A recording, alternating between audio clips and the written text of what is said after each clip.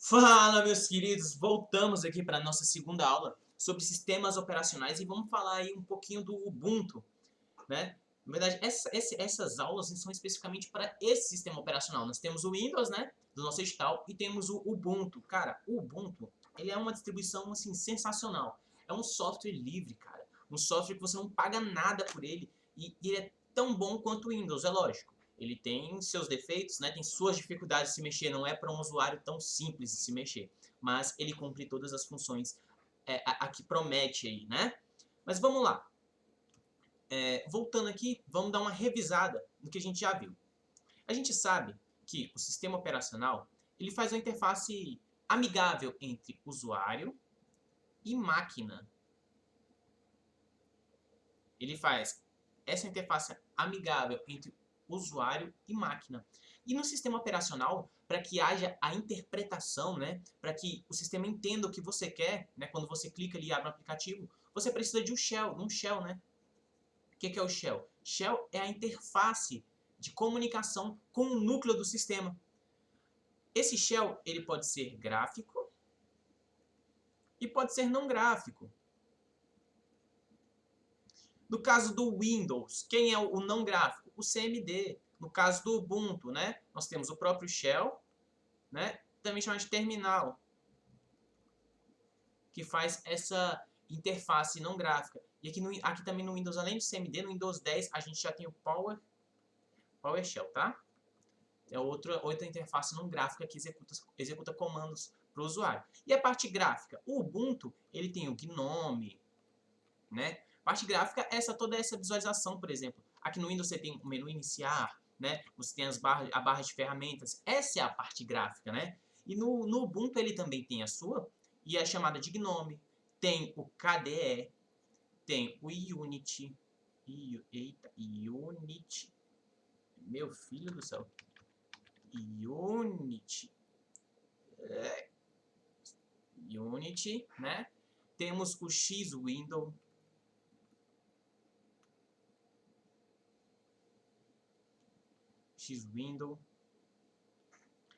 E temos outras, mas essas são as mais recorrentes, as mais cobradas em provas, tá? E aí a gente tem, né, com quem o shell se comunica, que é o kernel, tá? O kernel é o núcleo do sistema. Beleza? E aí, fazendo o diagramazinho para você não esquecer, o kernel, temos o shell e temos o usuário aqui do lado de fora, junto com o sistema operacional, fazendo a comunicação amigável com esses setores, né, do sistema. Beleza? Que o usuário, tá? Show a ideia? Tranquilinho? E aí agora já, para a gente começar a falar sobre o Linux, vamos entender um pouquinho sobre quem é ele. Eu já falei sobre ele, mas olha só. A gente tem aqui, lembra que o sistema operacional Linux, né, o sistema operacional Ubuntu é uma das distribuições do Linux, né? Ele foi concebido em 2004 por Mark Shuttleworth, né, empreendedor sul-africano e sua companhia Canonical. Esse Canonical você vai ver representado por esse símbolozinho aqui, ó. 3 bolinhas ligadas por um ponto, que é o símbolo da distribuição Linux, né? E ele vem em diferentes estruturas, tá? Ele vem a estrutura base e tem a versão LTS, né? Que é longo tempo de suporte. Por exemplo, a versão que eu estou usando aqui, ó, que é essa daqui, a versão 18.04, né? LTS. Ela é 18 porque, né? O formato funciona assim. Temos o ano e o mês. Então, 18.04 significa que foi criado no ano de 2018, mês 4, tá? E ela tem um longo tempo de suporte. Hoje, atualmente, estamos na versão 20.x04, 20.05, se não me engano. É a versão que a gente está de 2020, tá? Mas você tendo esse longo tempo de suporte, né, baixando essa versão, você vai estar mantendo o seu Ubuntu atualizado como se fosse esse 20.04, tá? Lógico que pode ter algumas peculiaridades mudadas na estrutura do sistema operacional. A gente viu também que o sistema Linux possui uma licença chamada licença GPL, que é a licença pública geral, e é um software livre, ou seja, possui um código-fonte aberto e seu núcleo kernel é aberto e interpretado pelo shell, tá? e ele surgiu a partir de um projeto chamado Projeto GNU, tá? A fim de coibir. As empresas cobravam por esse serviço, né? E falaram, pô, cara, a gente pode inventar um negócio de graça, um negócio bom. E aí surgiu as distribuições Linux. Já falamos do kernel, já falamos do shell, né? E as interfaces, né? O GNOME, Xwindow, Unity, KDE, são algumas das interfaces gráficas. E aí, a gente tem uma pequena diferença quando a gente fala de sistemas operacionais do Windows pro Ubuntu. Olha só, alguns detalhes que você deve se atentar, tá? Primeiro deles, temos sistemas de arquivos e hoje, atualmente, temos algumas formas de armazenamento. Nós temos a unidade flash, né, que é a unidade sólida de disco, que é o SSD, unidade sólida de disco. E temos o HD, que é o disco tradicional, hard disk, né? O SSD, ele tem uma peculiaridade, tá? Ele salva os seus arquivos em setores chamados de clusters. Olha só, são setores da memória do SSD. E esse aqui é um setor, é um cluster, tá? Que tem as informações, tem vários setores, e as informações são armazenadas aqui, como se fosse uma rua, com vários endereços, e aí o sistema acessa aquilo que ele tem, né? Aquilo que ele quer, salva de maneira mais organizada, tá? Agora, o HD, ele tem uma estrutura diferente. Ele trabalha com cilindros. Ele tem uma forma concêntrica. Como assim? É como se fosse um alvo, tá? E aqui, ele vai salvando em pedaços aqui, ó, do HD. Um pedaço aqui, um pedaço aqui, um pedaço aqui. Aí salva outro pedacinho aqui, salva outro pedacinho aqui, tá? E aí a gente tem a forma de armazenamento em trilhas do HD.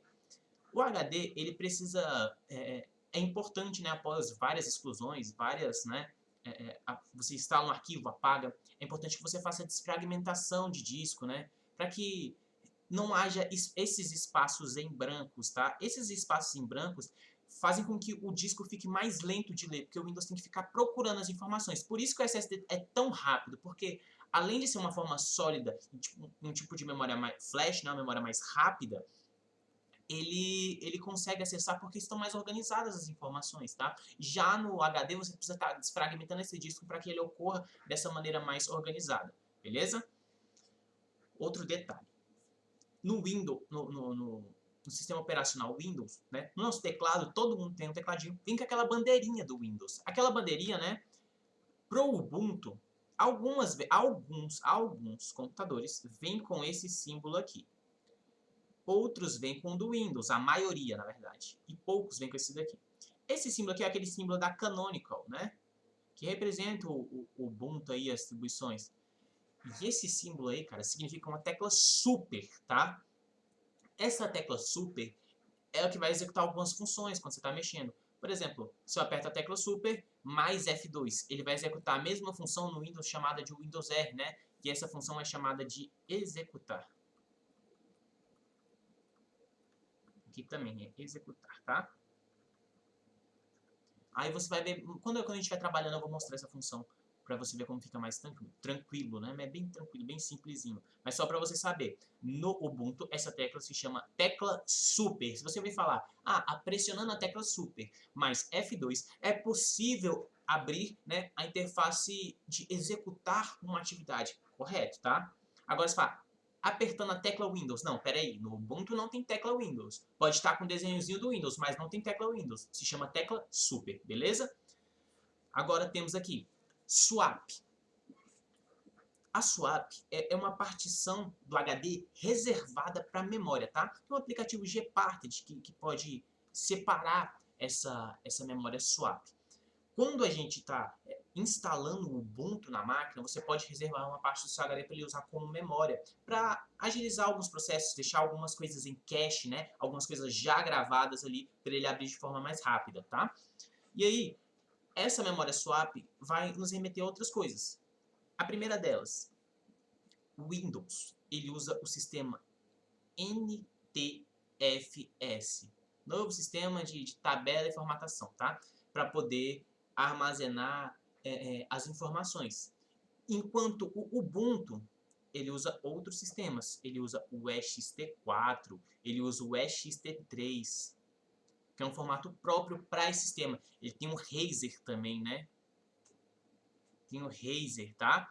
O Razer, ele atualmente não tem mais atualizações, porque desde um ocorrido, o rapaz que inventou esse sistema de paginação, de gravação de arquivos, ele teve a esposa assassinada e daí ele não deu continuidade no projeto. Ele deu uma pausa bem longa, né? Mas também depois disso tudo. Mas enfim, o sistema Ubuntu usa extensões ext4 e ext3. E a ext4 e ext3 possui o sistema Journaling, né? Sistema de jornal para gravação de informações, tá? Vamos ver aqui direitinho, olha só. Temos o sistema, né? Ambos, tanto o Windows quanto o Ubuntu, eles usam o sistema FAT16 e FAT32 para poder salvar arquivos, por exemplo, o pendrive. O pendrive ele te diz essas informações, porque são mais rápidas de gravar. A diferença é que o FAT16 armazena, né?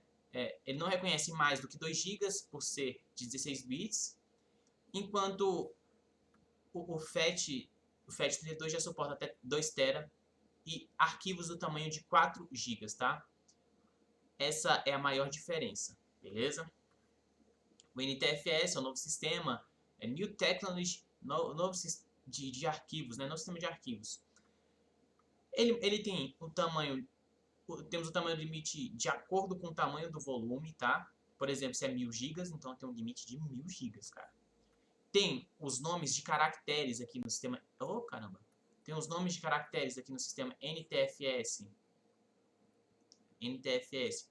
Podem ter 255 caracteres, suporte a criptografia, né? No Windows a gente tem um BitLocker, que é para criptografar o HD, caso você coloque em outro computador, ele só abra com a devida senha, com o devido acesso, tá? Indexação, né? Que é a forma de pesquisa. Compactação, que é a supressão dos dados, agrupar esses dados para que ele ocupe um valor menor no disco, tá? É mais seguro que o FAT, permite política de gerenciamento, tem menos fragmentação do disco. O disco, quando ele está fragmentado, ele tem arquivos espalhados por todo, né? Se for um HD convencional, ele tem arquivos espalhados por todo aquele desenhozinho circular, sabe? Vamos desenhar aqui, ó. Um disco fragmentado, para você ver. Ó, um disco desfragmentado é um disco cuja as informações estão alocadas de maneira corretinha, bonitinha, ó. Esse aqui, por exemplo, é um disco desfragmentado. Ó, disco desfragmentado, ó. Tá vendo que todos os setores, eles ocupam, né? Eita, até botei um pincel aqui que... Mas, enfim, todos os setores ocupam uma área determinada que não faz diferença, assim, ó. Olha só. Eles ocupam toda essa área determinada aqui, ó. Tá vendo? Bem organizadinho, bem distribuído. Esse, né, é um disco desfragmentado. Agora, um disco fragmentado é um disco quebrado. Ele tem vários espaços em branco. Olha esse aqui, ó, o tamanho desse espaço em branco. O tamanho desse espaço em branco. O tamanho desse espaço em branco. Beleza? E esses espaços tornam o computador mais lento, tá? Então, o sistema NTFS faz com que essa fragmentação não seja ocorrida com maior facilidade, né? Ocorre menos fragmentação do disco. Ele tem melhor desempenho, recupera erros mais fáceis, né? Por exemplo, temos os bad blocks, tá? Bad blocks são áreas defeituosas, pode ser tanto físico quanto lógico. Quando eu falo bad blocks, são áreas defeituosas do disco rígido, tá? No Windows 10, a gente tem o desfragmentador, né? Para desfragmentar e agrupar os arquivos bonitinhos de novo, deixar tudo organizado. E temos o verificador de erros lá do disco. Ele vai verificar se tem alguma área defeituosa. Se tiver, ele vai avisar para o Windows, olha, não grava mais em cima dessa área, porque essa área possui um defeito.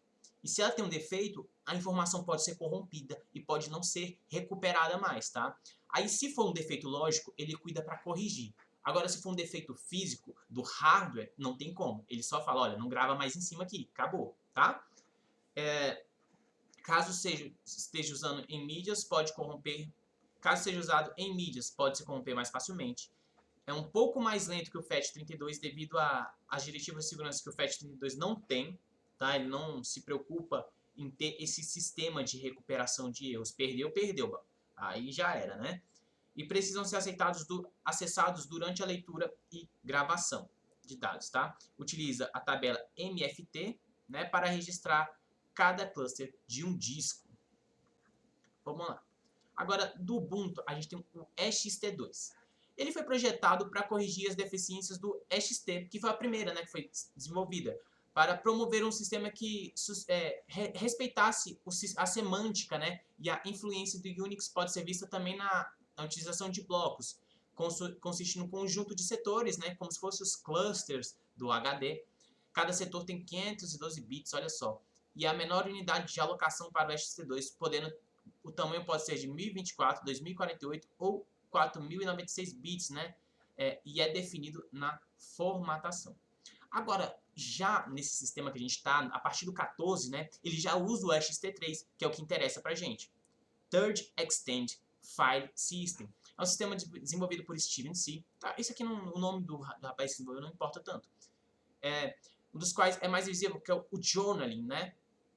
O journaling consiste no registro do log, né, das gravações que o disco faz, de transações cuja a finalidade, caso tenha algum erro, ele consiga recuperar. Caso tenha um desligamento não programado, ele consiga recuperar aquelas informações. Por exemplo, olha, eu vou marcar passo a passo do que você fez. Se tiver alguma interrupção, eu refaço todo esse passo e eu vou atrás de todas essas trilhas que eu deixei. E aí a gente consegue recuperar a informação sem problema nenhum. E há 3 níveis de journaling, né? O jornal. Oh, cara, que isso? O jornal, que os metadados e os dados dos arquivos são escritos no jornal antes de serem de fato escritos no sistema, né? Isso aumenta a confiabilidade, beleza, bacana. Em um sistema com perda de desempenho, tá? Ele aumenta, se torna mais confiável, mas demanda mais recursos do sistema, do disco, né? Devido a todos esses arquivos serem escritos 2 vezes no disco, tá? Temos o write back, os metadados são escritos no jornal, mas não o conteúdo dos arquivos. Essa opção permite um melhor desempenho em relação ao modo jornal, porém introduz o risco de escrita fora de ordem. E quando você vai recuperar, imagina você seguir uma trilha fora de ordem, o trabalho que dá para você recuperar esses trechos, né? Para você fazer essa montagem depois de pistas. Então, isso torna um pouquinho menos seguro, tá? E tem o OR-the-Red.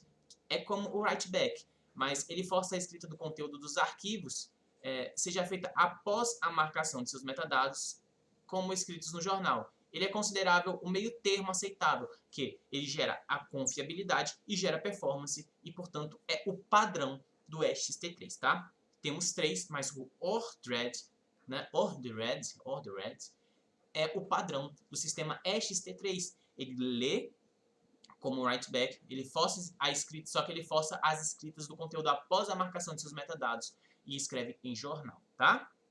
O EXT4, ele trouxe novos recursos, tá? E é utilizado também atualmente. Você que escolhe na hora de instalar, se você colocar configurações avançadas, você pode instalar em EXT3 ou em EXT4, beleza? E ele foi desenvolvido para ser o sucessor do EXT3, né? Que é Fourth Extended File System, né? Quarto sistema de arquivos estendidos.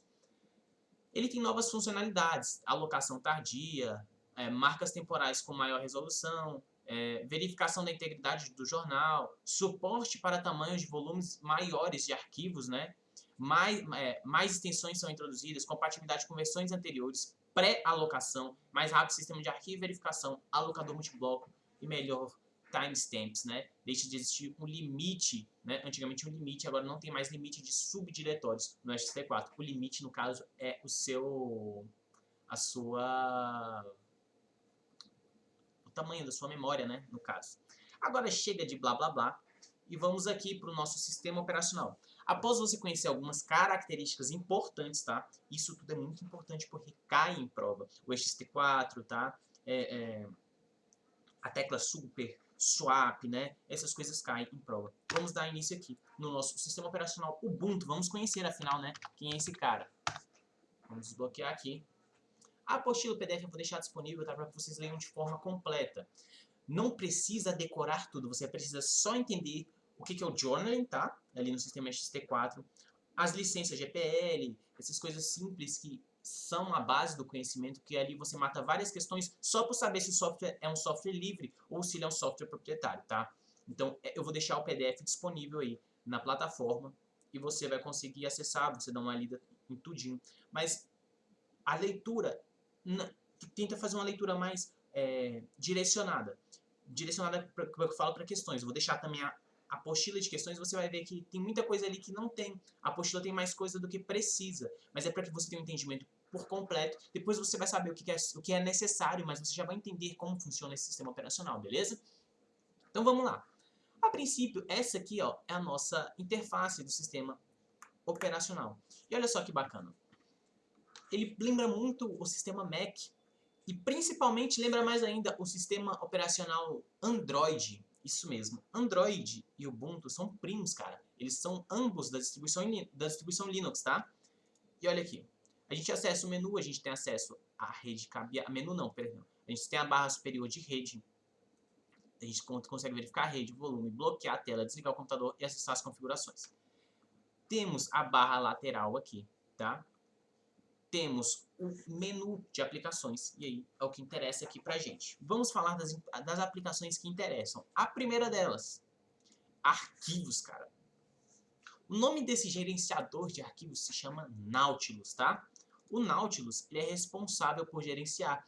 E aqui, da mesma forma que o Windows, tá? Ele é similar ao o Windows Explorer. Temos aqui arquivos da área de trabalho, documentos, downloads, imagens, músicas, vídeos, lixeira, outros locais. Ali aqui mostra meu disco, né? E mostra a nossa rede compartilhada aí, a rede Windows, beleza? Mostra os arquivos recentes, tá? Que foram abertos. Não foi possível acessar esse local. Vamos para o próximo aplicativo. Falamos dos arquivos. Temos o cliente de e-mail Mozilla Thunderbird. Olha só, por padrão, o Ubuntu ele já vem com o Mozilla Thunderbird como seu cliente de e-mail, né? E vem com o Mozilla Firefox como seu navegador padrão. Não são do Linux, tá? São desenvolvidos pela Mozilla Corporation, mas são softwares livres também. E o Ubuntu resolveu adotá-los como seus softwares padrões, né? E aqui, para me acessar, depois a gente vai ter uma aula sobre correio eletrônico específico, que a gente vai ver especificamente o Mozilla Thunderbird e o Microsoft Outlook e o Mail do Windows, tá? Aí a gente pode acessar aqui, colocando e-mail, senha. Ele vai baixar minha caixa de e-mail para cá, né? E eu vou escolher os protocolos. Lembra lá da nossa aula de rede? Quando eu vou falar dos protocolos, eu venho aqui, ó. Eu tenho que escolher algum, né? Eu não posso usar vários protocolos ao mesmo tempo. Eu tenho qual protocolo de e-mail eu posso configurar aqui?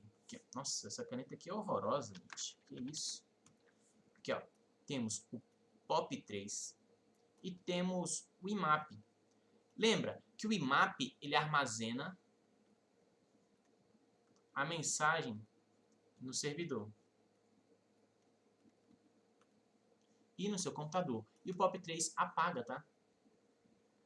Uma vez que baixou, ele apaga do servidor. E aí você não tem mais acesso a essas mensagens. Então, fica ligado, tá? Aula de redes, lá a gente fala sobre... Aula de redes e internet, a gente fala sobre estes protocolos, tá? Vamos lá, da sequência. Aqui temos o Mozilla Thunderbird. Beleza? Fechar aqui, vamos abrir só para você conhecer, tá? Qual o próximo aplicativo? Mozilla Thunderbird. Configurações. Esse carinha aqui, ó, é importantíssimo, importantíssimo, importantíssimo.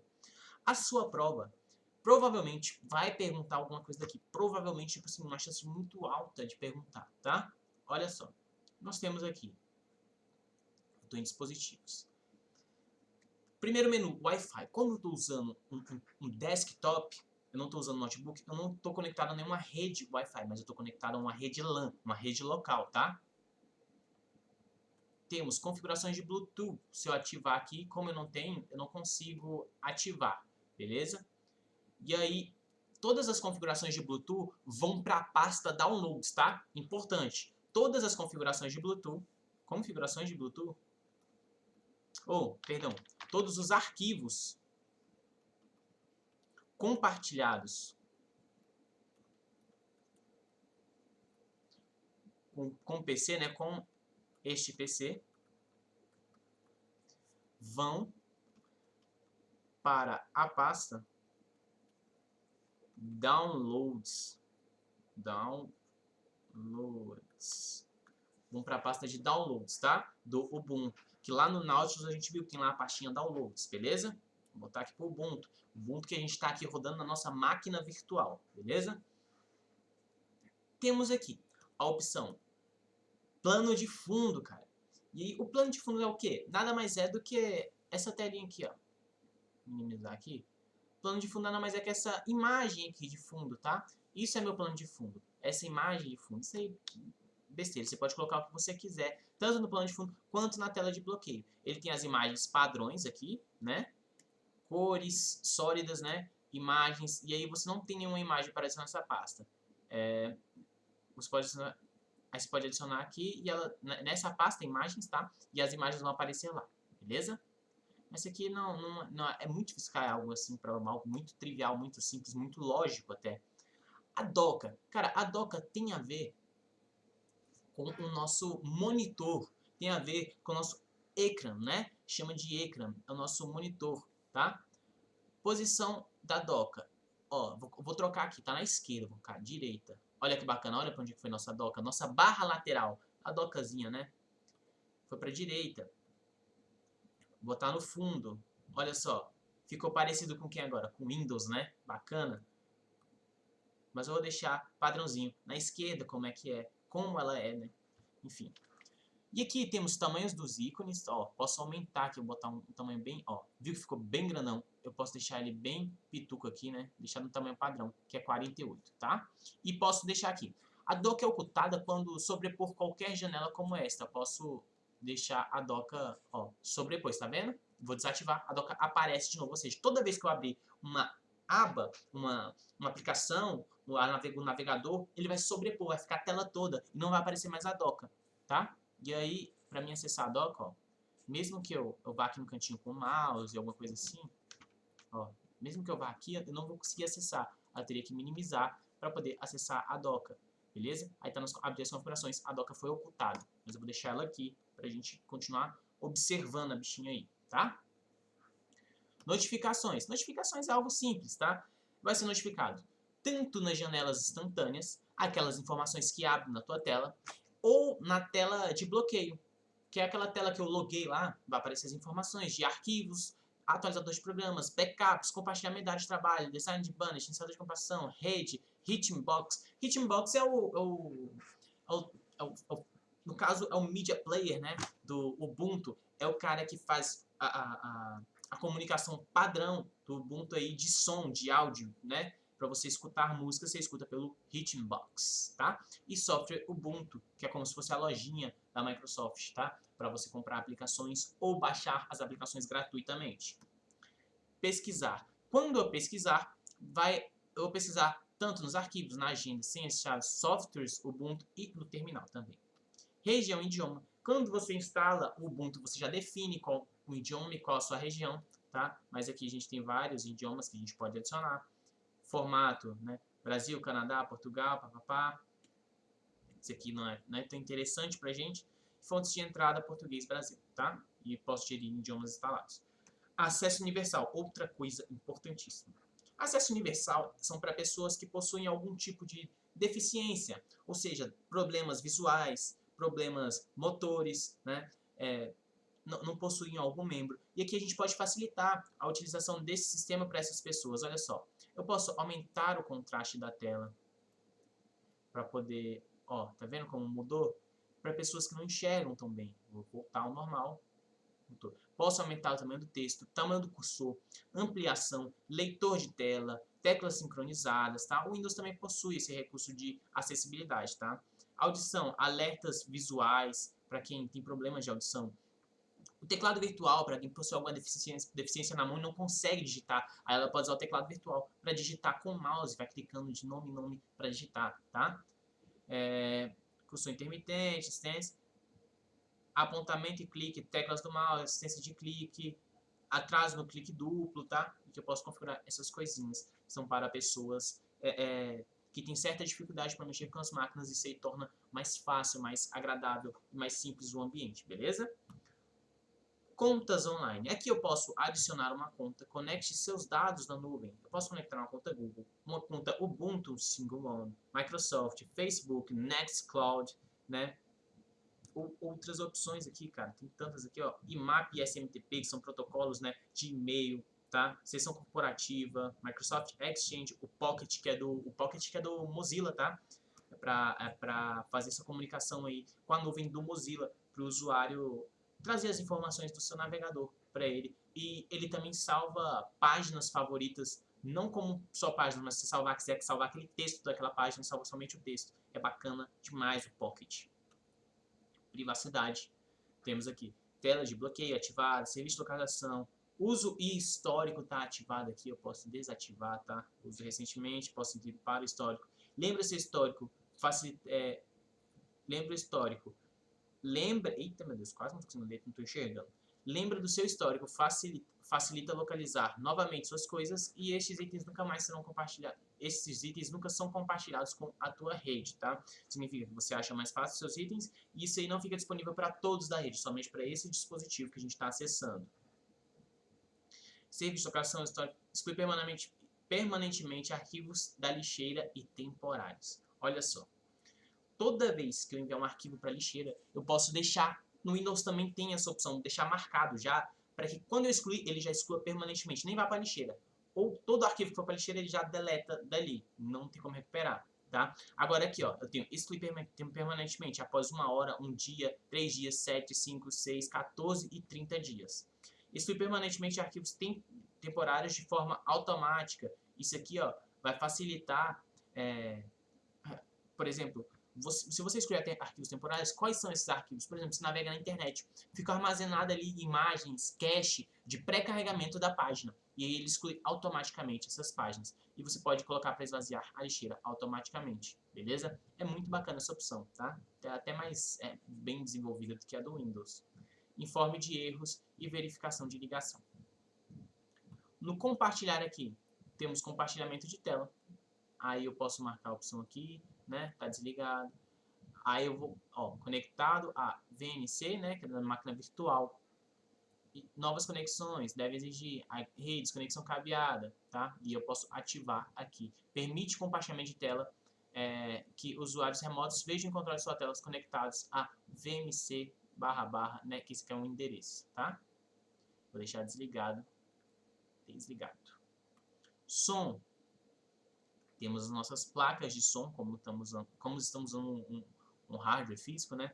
Eu mostrei configuração, som mais à esquerda, mais à direita, estéreo, analógico, surround, 5.1, 5.0, 2.1, enfim, isso aqui não é tão interessante. O volume de som, né? No caso 100%, ele está em 50%, eu acho, se não me engano, 50% que está aqui. É 50%? Acho que é 50%, enfim. Deixar aqui padrão, tá? Energia para notebooks e computadores, a gente tem apagar a tela após 5 minutos, tem suspensão automática. Tá. Qual a diferença de suspender, né, e desligar? Suspender, eu vou desligar placa de rede, placa de vídeo, os monitores. Né? No caso, os monitores vão entrar em stand-by, tá? Mas eu vou desligar vários recursos dos computadores, exceto a memória RAM e o HD, que vão salvar as informações ali de onde você parou o teu uso, tá? Isso é o suspender. E o desligar mesmo, eu vou desativar cortar a energia de todos os dispositivos do computador. Eu vou dar um pausezinho aqui, né? A gente volta na próxima aula e a gente vai fazer algumas questões sobre isso, tá? Tem 5 questõezinhas separadas sobre isso. E a gente vai terminar de ver o menu de configurações, que talvez seja o menu mais importante para a tua prova, né? Tamo junto e até a próxima aula.